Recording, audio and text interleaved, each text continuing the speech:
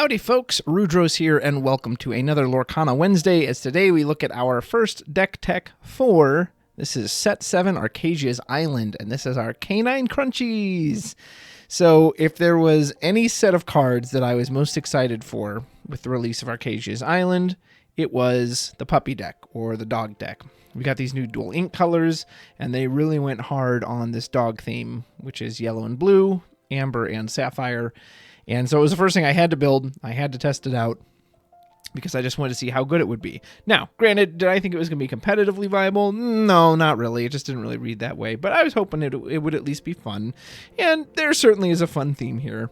So, as I dig into the deck, I'm just going to put up this forewarning that this deck is pretty casual. You know, this is not going to be a competitive deck, and I think there are a lot of missed opportunities here with these puppies. And one thing you can always count on me for is that I am never going to sugarcoat something. I am never going to tell you a deck is good when it's not, and I'm not going to tell you cards are good when they aren't. And I tend to look at things strictly through a competitive lens.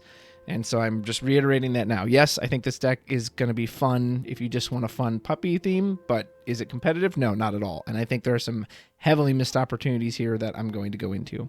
So what is the deck? Well, it's a lot of Dalmatian dogs and puppies and kind of some aggro cards. I guess I would describe it as an aggro deck, although it's really not as fast as any of the other aggro decks.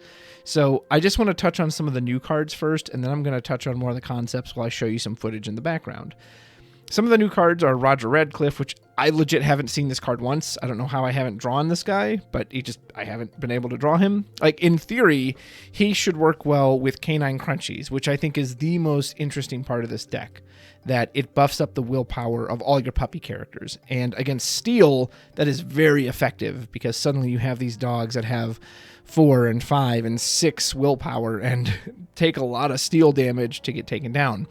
Problem is, since they don't also buff strength like it should have buffed both strength and willpower for the puppies, it still gets just completely destroyed by red decks and the ruby decks, which is unfortunate. So Roger, the idea is that he should synergize well with Canine Crunchies because he heals the damage from your puppies.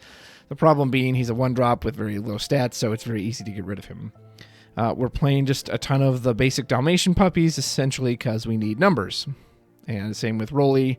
I'll mention Lucky. I think this is probably the best new card in the dog deck. He's uninkable, which is unfortunate, has the stats of an Olaf, also unfortunate for a 3 cost, but he quests for 2, and whenever he quests, you get to look at the top 2 cards of your deck. Any puppies you reveal, you can put in your hand, the rest on the bottom in any order. So this guy wants you to build around a bunch of puppies. The problem is the puppies aren't good, and I'm just going to cut to that. Well, I'll cut to that in a second. We also have Pepper. This time, anytime a puppy is banished, you get to put it into your inkwell. So he essentially kind of helps you ramp as your dogs get beat up, which is kind of neat. And then he essentially feeds into Pongo. And Pongo says at the start of your turn, look at the cards in your inkwell. You can play a puppy character there for free. So there is kind of this loop, which I love the idea of, that Pepper is feeding dogs into your inkwell that Pongo then just brings right back out. That's a cool idea. Then our other new cards is Thunderbolt, which I do like this card quite a bit. It's essentially like a Power Crept Pluto. You can play it 1 turn earlier. You can shift it onto any single puppy. It's a bodyguard, so it'll help protect them. And he quests for 2. And he's got pretty good stats, again, against Steel. Yes, Ice Block and a Brawl is going to take him down. A new Sapphire Coil and a Baby Sisu is going to take him down. Medusa can take him down. But if you're not going against Red, he's got really good stats. Then you have Perdita, which I have to admit I think is probably one of the worst cards they created for this. I legit genuinely want to ink this card most of the time I get it. It's just bad. Every time I have played this on 4, where it immediately does nothing for itself, it just gets banished. It gets banished immediately. It's not that difficult to take it down on Steel. A Zeus will get rid of it, or a Strength if they have a decent amount of characters, 2 Storms. And Ruby, it's already on be able to be taken out by a Sisu. It gives ward to your other puppy characters, and if it sticks around in quests, it makes your puppies cheaper. So, like, the idea of this card is good, but it never did anything for me. It just got banished immediately every time I played it. So, as you can see, this whole deck is about puppies. So, in order for this to be a good deck, there have to be puppies worth playing. Okay, you're looking at every puppy in the game. And 3 of them, count them, 3 of them, Lucky, Pepper, Freckles, came out this set. Every other puppy is from set 3, right? They're all set 3? Yeah. Oh, also, this is all just different art for the same card. So technically there's 1, 2, 3, 4 from set 3, 3 in this set.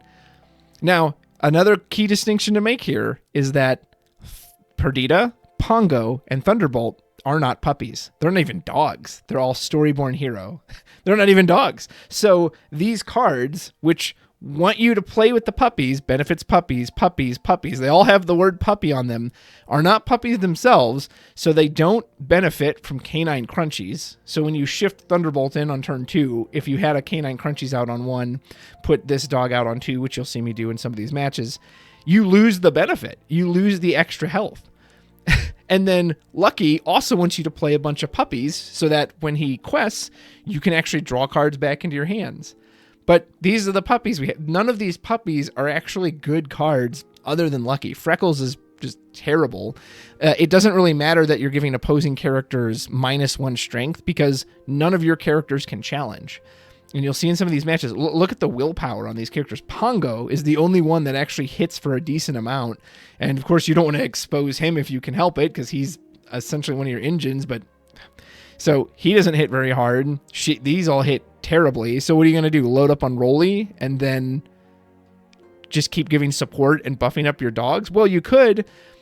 So what do? You supplement it with other cards, which you can see a lot of cards in here that aren't puppies, which you need. You need a form of card draw. That's why Rapunzel's in here. That's why Julieta's in here. Alice is just a good card, especially in kind of these aggro decks. Daisy is just a good aggro card.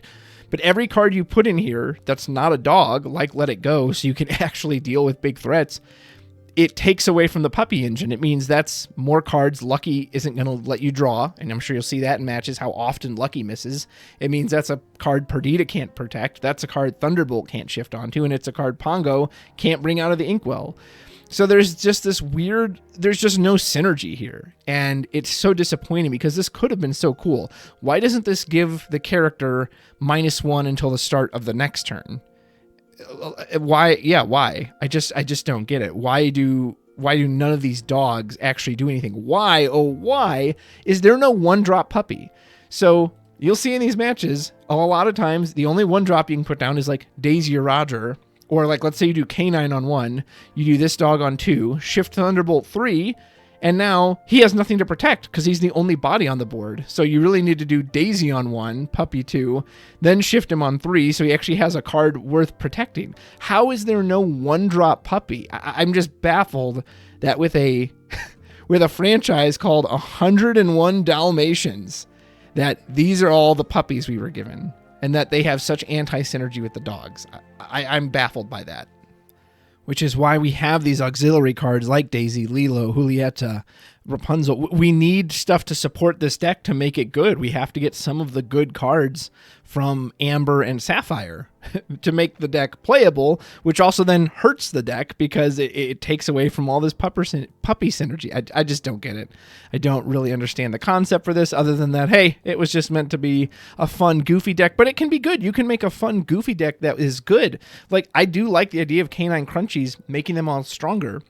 If you're going to specify it to puppy characters, and these are the only puppies you're going to give us, yes, it should give a strength too, so that if I put that down on 1 and plop this do-nothing dog on 2, he's at least a 3/4. Okay, that's pretty good. Where is the cheap removal? Where is the Let It Go that puts a character into an inkwell for 1 cost in this deck, but you restrict it by saying, hey, you have to have 2 puppies on the board. Okay, call it Puppy Swarm.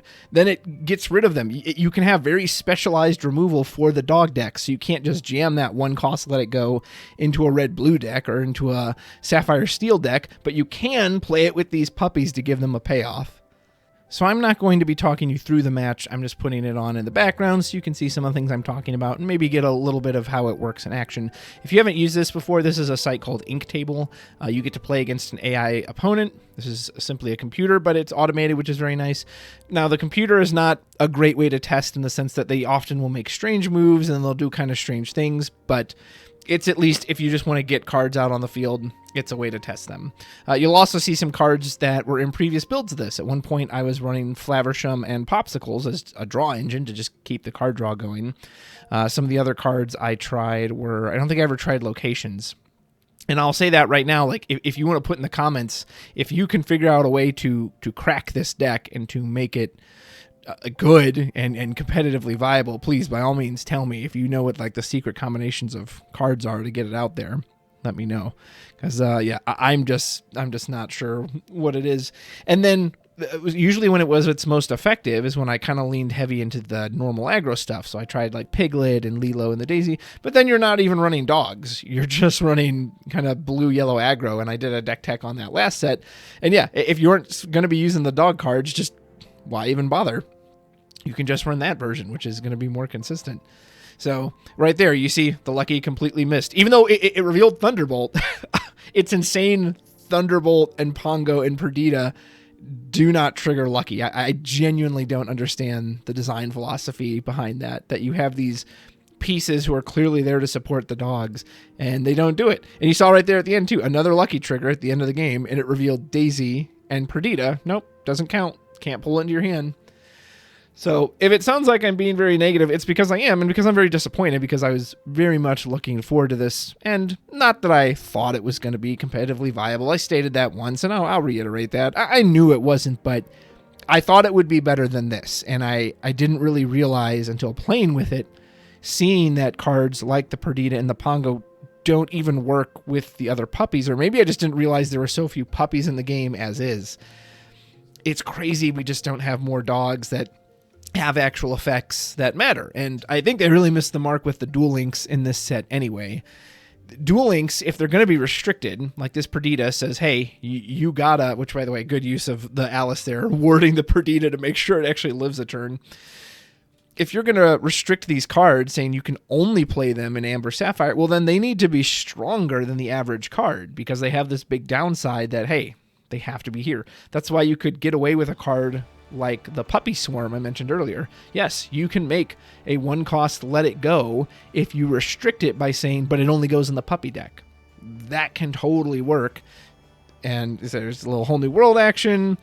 Thunderbolt protects, but doesn't protect that. And the Perdita, like the ward in theory should be good, but what is she warding? She was warding a couple of Dalmatians that don't do anything, that are just bodies on the board.